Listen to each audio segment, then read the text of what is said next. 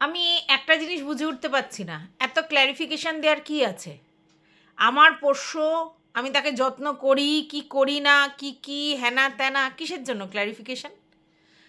আবার দেখলাম স্যান্ডি বলছে যে অ্যাকচুয়ালি লোকের মাথায় ঢোকানো হচ্ছে, তাই তারা ভিউয়ার্সরা এসে বলছে। যদি লোকের মাথায় ঢোকানো হয় আর সেই ভিউয়ার্সরা এসে বলে, তাহলে সেই সব ভিউয়ার্সদের ইগনোর করতে হবে। কারণ তোমরা যখন জানো যে তোমরা তোমাদের পোষ্যকে যত্ন করো, মেনটেন করো, তাহলে তো অন্য লোক কে কী বলছে ভাড়মে যায়, ভাড়মে যায়। তাহলে এগুলো ক্ল্যারিফিকেশন দেওয়ার কিছু নেই যে সে স্নান করে কি না, তাকে স্নান করানো হয় কি না। আমরা একটা জিনিস দেখেছি যে তাকে একটা জায়গায় সমানে আটকে রাখা হতো, যেটা একদমই পোষ্যদের জন্য উচিত নয়।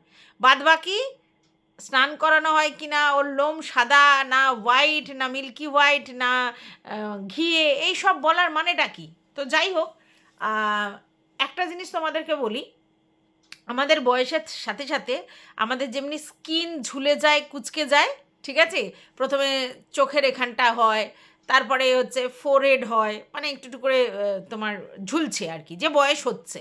তারপরে গলার এই জায়গার ভাঁজগুলো দেখলে তুমি বুঝতে পারবে যে বয়স হচ্ছে। তার যতই তার স্লিম চেহারা থাক আর তার মুখ যেরকমই থাক, তো বয়স ওইগুলো দেখলে বোঝা যায়। তেমনি পোষ্যদের বয়সের সাথে সাথে ওই যে গায়ের যে লোমগুলো, সেগুলো ফেড হতে থাকে, রুক্ষ হতে থাকে।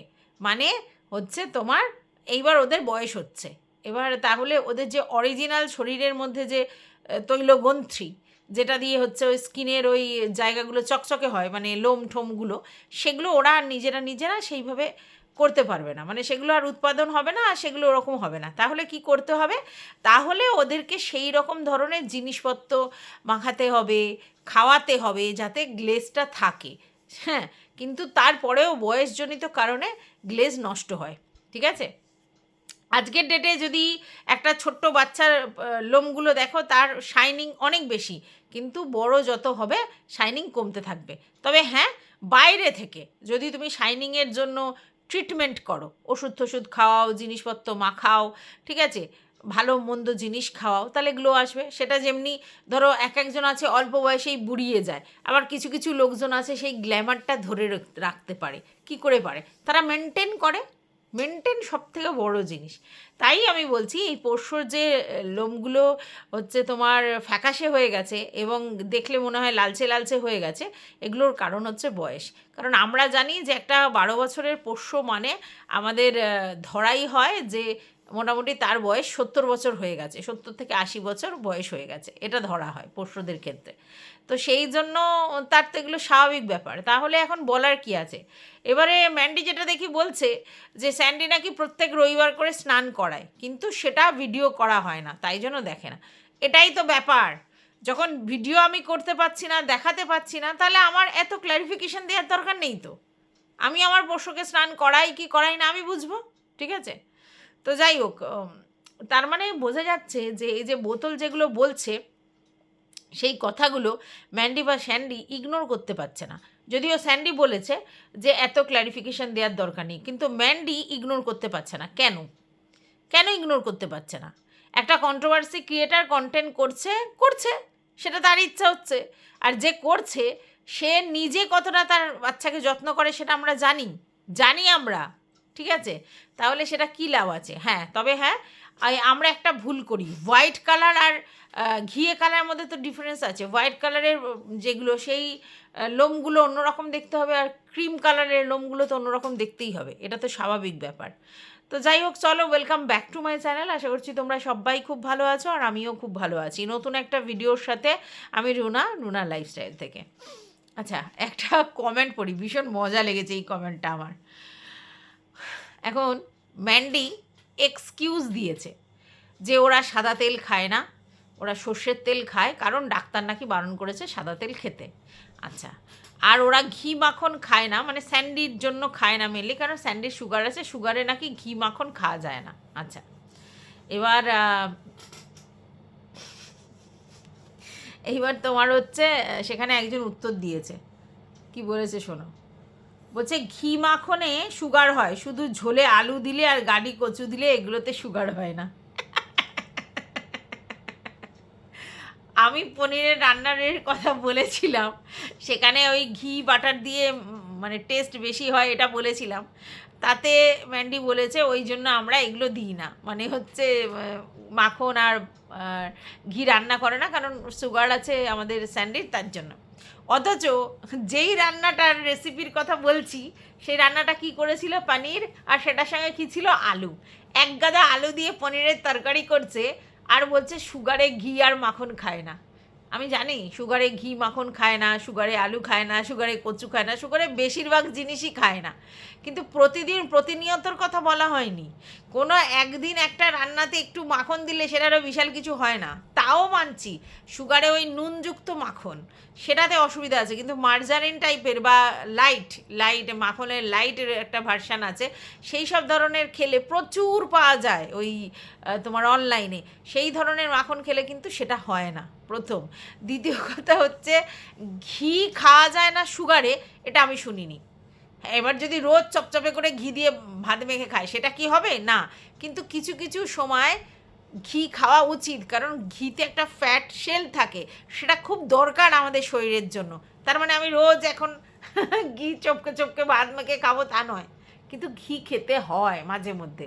সুগার রুগীর ঘি খেতে নেই এটা আমি শুনিনি, বেশি খেতে নেই, ঠিক আছে। কিন্তু হচ্ছে তোমার মাখনটার ব্যাপার থাকে, কারণ মাখনে ওই যেহেতু নুনযুক্ত বলে ওই জন্য অসুবিধা আছে, তার জন্য মার্জারিন আছে, সুগার রোগীদের জন্য মার্জারিন আছে, সেটা খাওয়া যেতে পারে, সেটা দিয়ে রান্না করা যেতে পারে।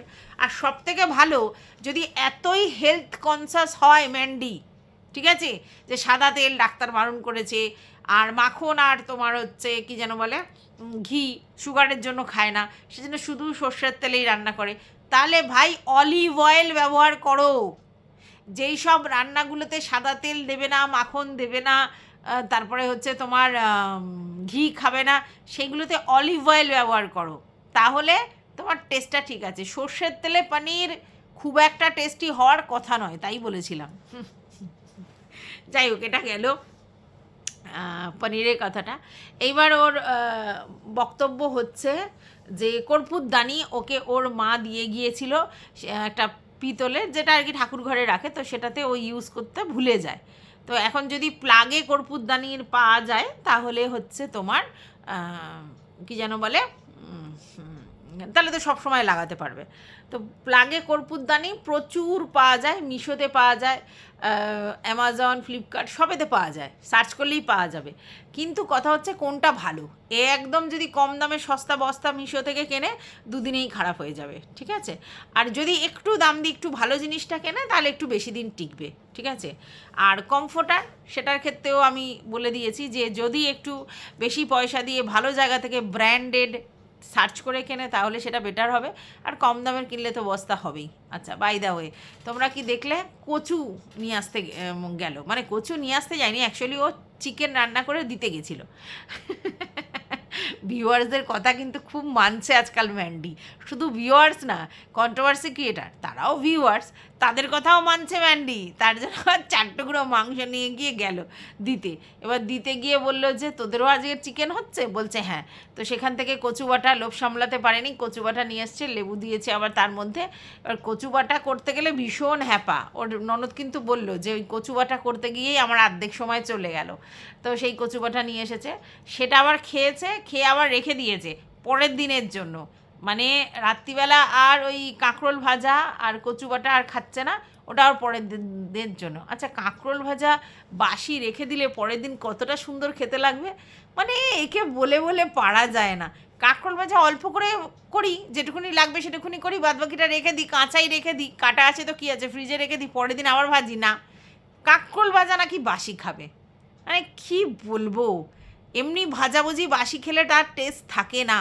ইভেন আমি এটাও বলেছি ভাজাভুজি যদি এমনি ঢাকা দিয়ে, মানে তোমার বাসন দিয়ে ঢাকা দিয়ে রাখো, তাহলেও তার টেস্ট থাকে না, চুবড়ি দিয়ে খুলে রাখতে হয়। গরম গরম ভাজলে তো সোনায় সোহাগা, একটু যদি আগে ভেজে নেয় তাহলেও যেন কোনো কিছু দিয়ে ঢাকা না দেয়, মানে চুবড়ি ছাড়া, তার কারণ হচ্ছে ময়েশ্চারটা বেরোয়, আর সেই ভাপে ভাপে জিনিসটা একদম ভ্যাতভ্যাতে খেতে হয়ে যায়। সেই কাঁকরোল ভাজাও আবার রেখে দেবে, সেটা আবার পরের দিন খাবে। মানে কুচবি। যাই হোক, চিকেন হলে ওর মেয়ে 3 বেলা ভাত খেয়ে নেয় চিকেন দিয়ে, কারণ চিকেনের গন্ধে গন্ধে। না, বাচ্চারা চিকেন খেতে ভালোই বাসে, আর তাদের যদি চিকেন হয় তাহলে তারা তো একটু বেশি বেশি খাবে। কিন্তু ভাত কেন, মুড়ি খেতে পারে, সন্ধেবেলাটা মুড়ি দিয়ে চিকেন দিয়েও খেতে পারে। 3 বেলা ভাত খাওয়া এটাও আবার অতটা বেশি বাড়াবাড়ি হয়ে গেল। তো যাই হোক, এটা গেল ওর মেয়ের ব্যাপার। এবার স্যান্ডউইচ করতে গেলে কিছু জিনিসের লাগবে, তার জন্য সেগুলো ওকে কিনতে হবে। তো কখন কি কিনবে, ওরা তো এখন বেরোতেই পারছে না, অনলাইনে অর্ডার করতে হবে, আর না হলে গিয়ে কিনলেই ভালো হয়, কিন্তু পাচ্ছে না। তো পাশের দোকান থেকে একটা ছোট্ট স্যাচেস গোলমরিচের প্যাকেট নিল, আর কতগুলো কিউব নিল, কারণ ওরা এটা পায়নি, চিজের যে স্লাইসটা সেটা পায়নি। আর তারপরে হচ্ছে তোমার কি যেন বলে, আর কী সব জিনিসপত্র নিল। প্রথম কথা হচ্ছে অ্যামাজন ফ্রেশ বলে একটা অ্যামাজনে অ্যাপ মানে আছে, সেখানে গিয়ে সার্চ মারলে তারা পুরো টাইম ধরে দেখিয়ে দেয় কোন টাইমের জিনিসটা ডেলিভারি হবে। 2টো থেকে 4টে, কি 4টে থেকে 6টা, কি 6টা থেকে 8টা, যখন বলবে। দিনের দিনও ডেলিভারি হয়, আর না হলে একদিন পরে ডেলিভারি হয়, তার বেশি দেরি নয়।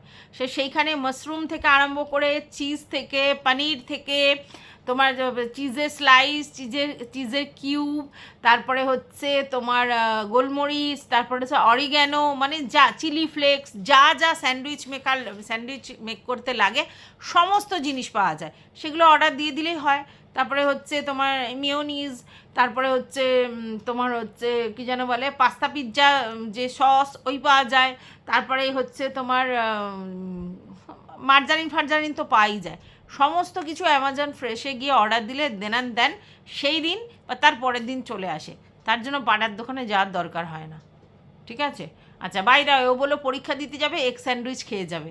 কেন ভাই পরীক্ষার সময় এগ স্যান্ডউইচ?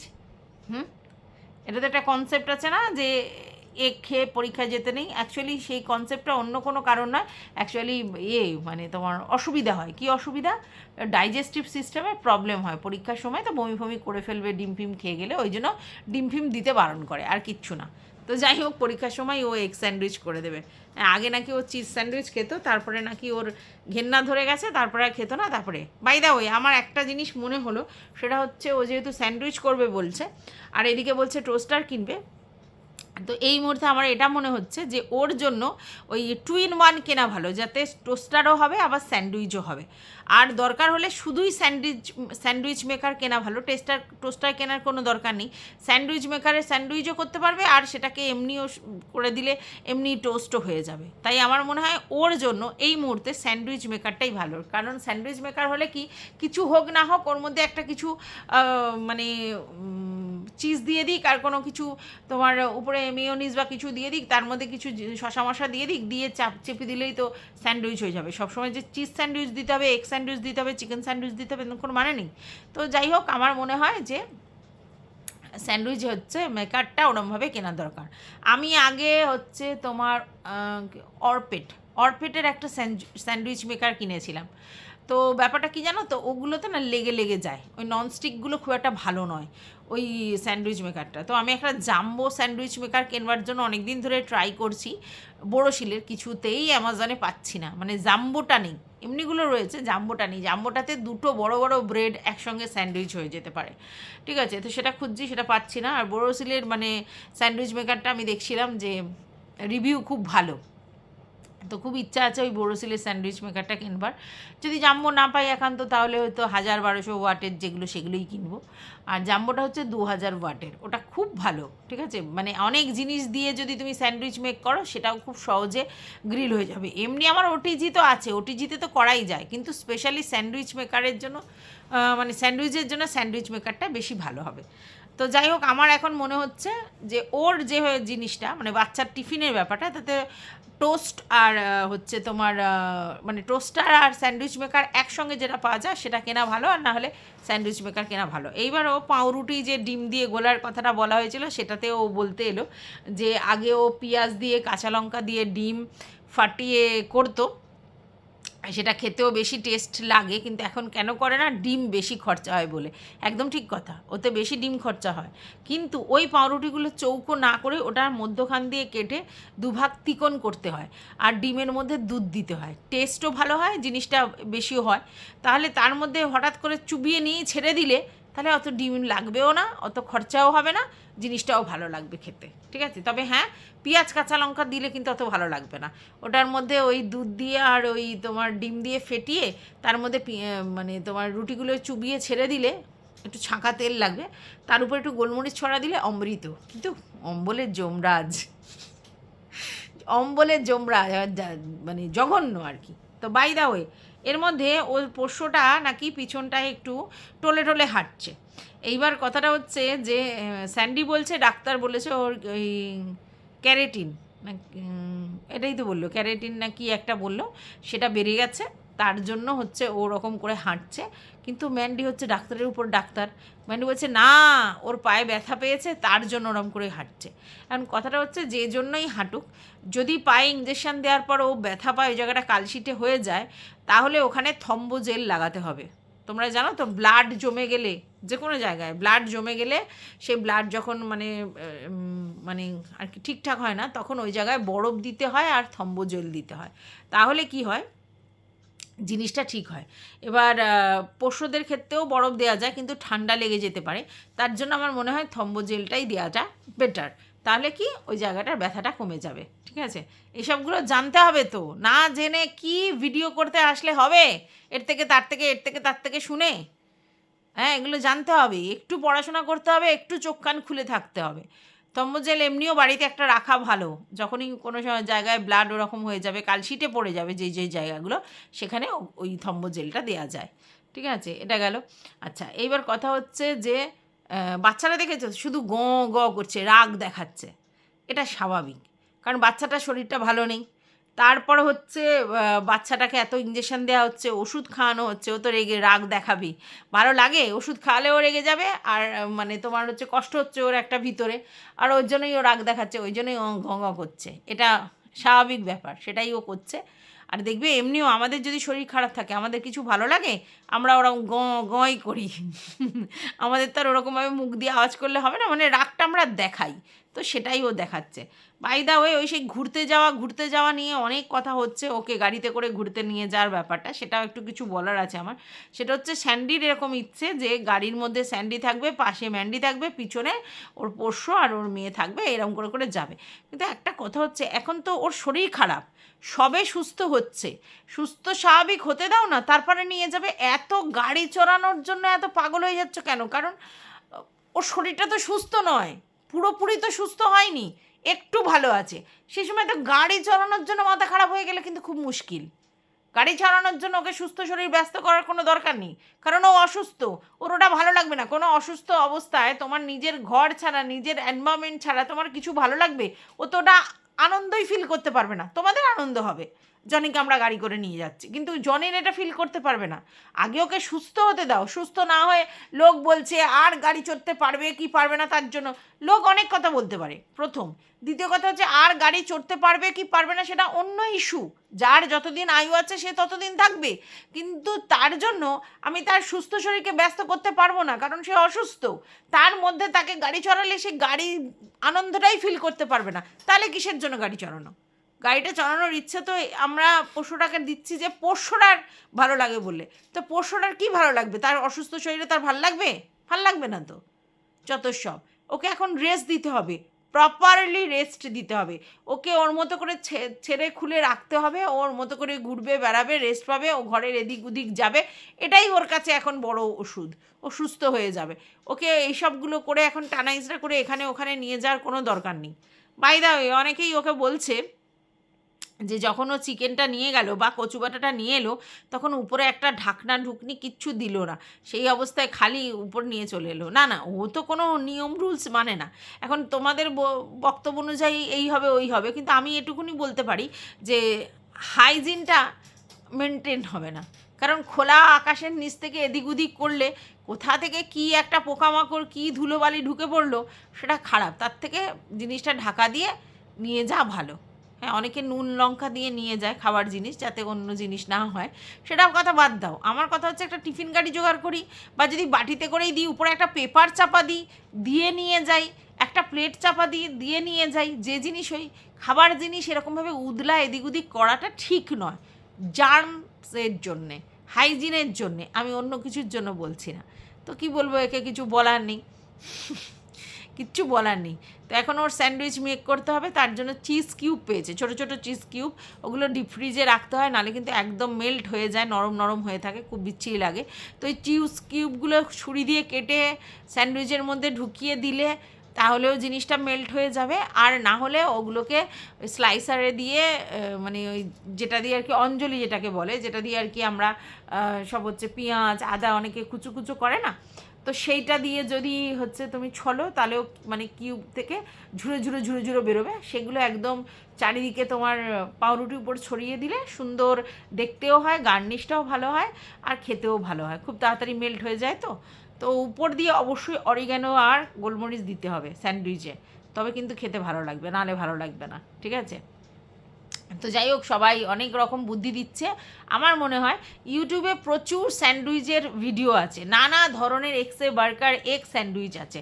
তো ইউটিউব দেখে সেগুলো যখন মানে ইচ্ছা হবে যে আমি এখন আমার মেয়ের জন্য স্যান্ডউইচ করবো বা আমিও নিজে বাড়িতে খাবো, তাতে কি হয়, বাড়িতে করলে কি কেনা হলেই একটা দুটো ঠিক আছে, কিন্তু কেনা বাড়িতে করলে অনেকগুলো খাওয়া যায়, সবাই খাওয়া যায়, ভালো লাগে খেতে, মজা লাগে খেতে, নিজে হাতে রান্না করার এনজয়ই আলাদা।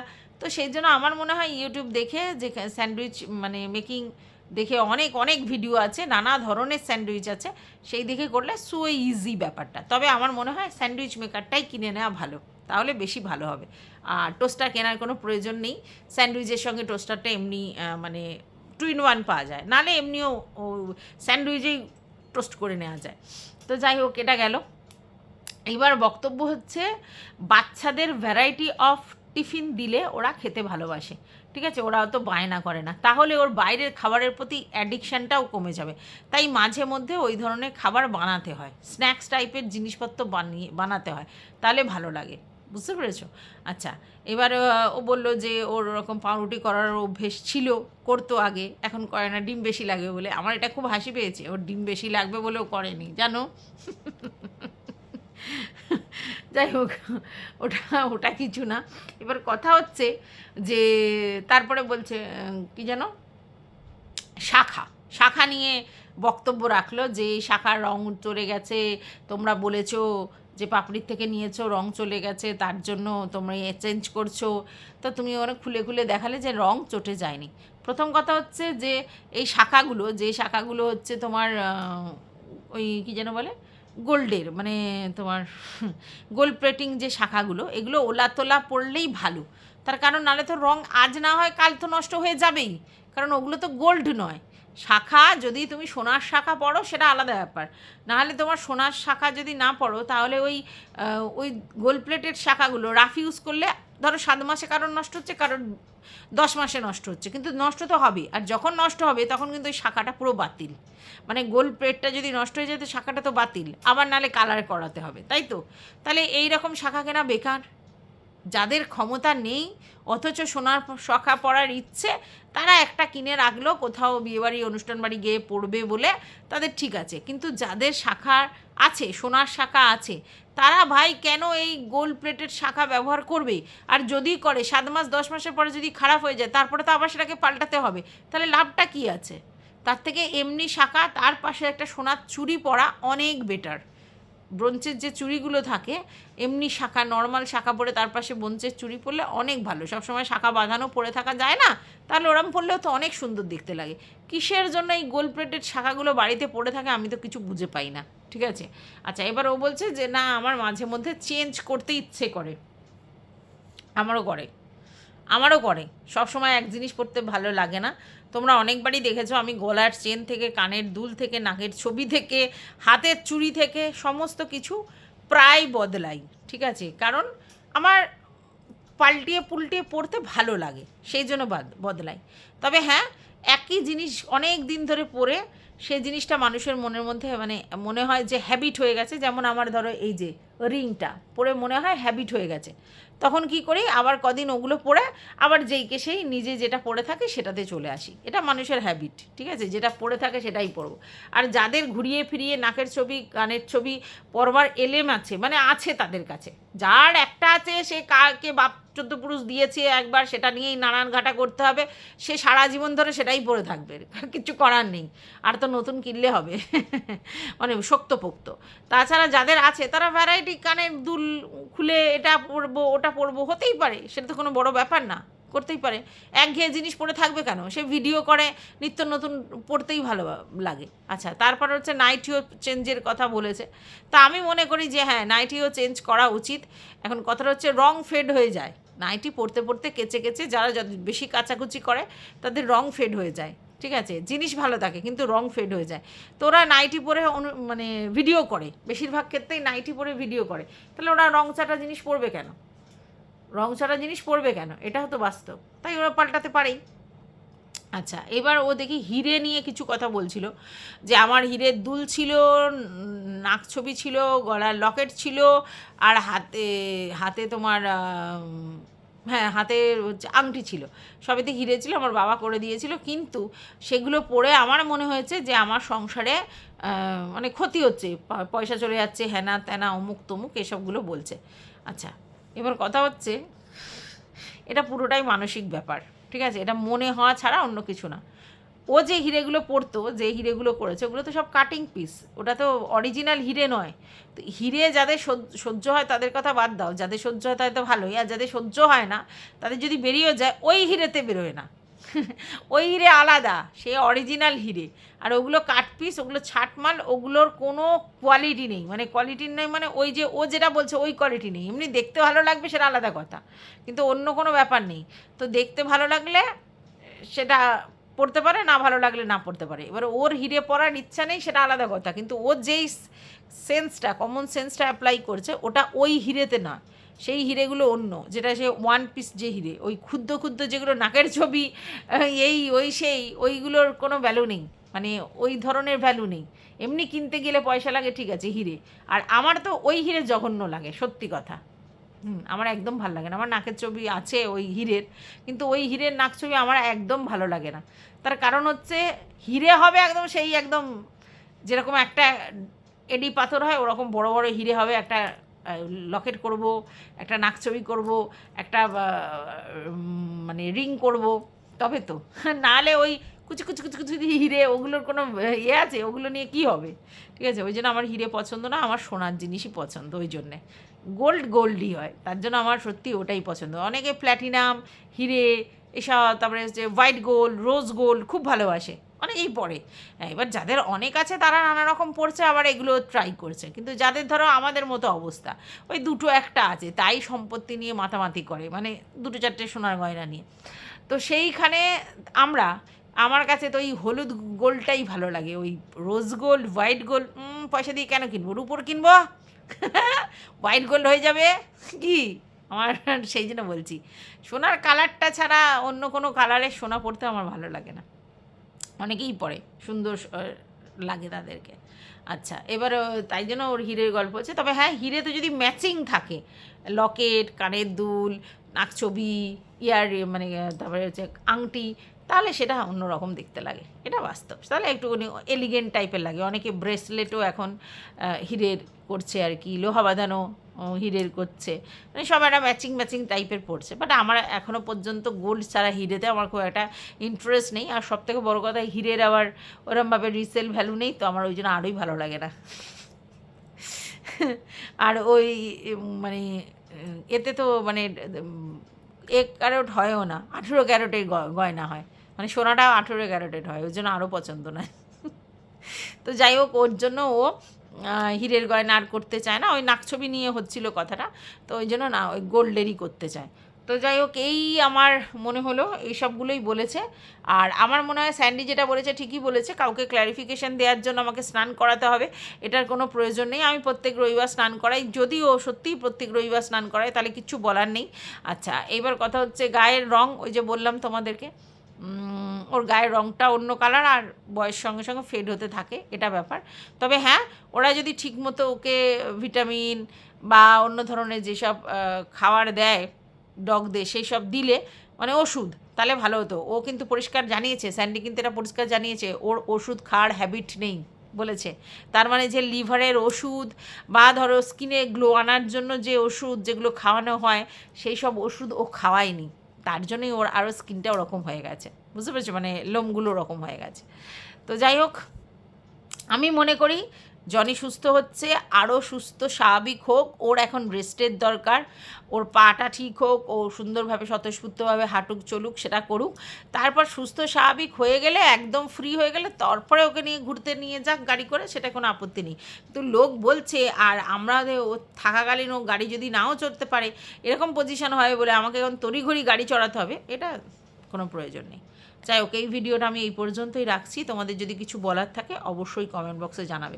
শুধু একটাই কথা বলবো, ঘি মাখন এগুলো সব যদি বাইরে চলে যায় তাহলে গাড়ি করছো আলু, ওটাকেও ইমিডিয়েটলি বাইরে ফেলতে হবে, ঠিক আছে? সুগারের জন্য যদি মানি তাহলে আলু রান্নাতে দেওয়াই যাবে না। হ্যাঁ, এবার যদি একটাই রান্না হয় তাহলে, আর যদি এরকম হয় যে ও রান্নাটা করে তুলে নিলাম তারপরে আমাদের আলুগুলো জয়েন করলাম, সেটা হতেই পারে, ঠিক আছে? আর এত করলে হয় না, খাবার চেক করতে হয়, সুগারের জন্য মেনটেন করতে হয়, সব ঠিক আছে, আগে মনটাকে ঠিক করতে হয়, মনটা ফ্রি করতে হয়, তাহলে আর কোনো রোগ হবে না।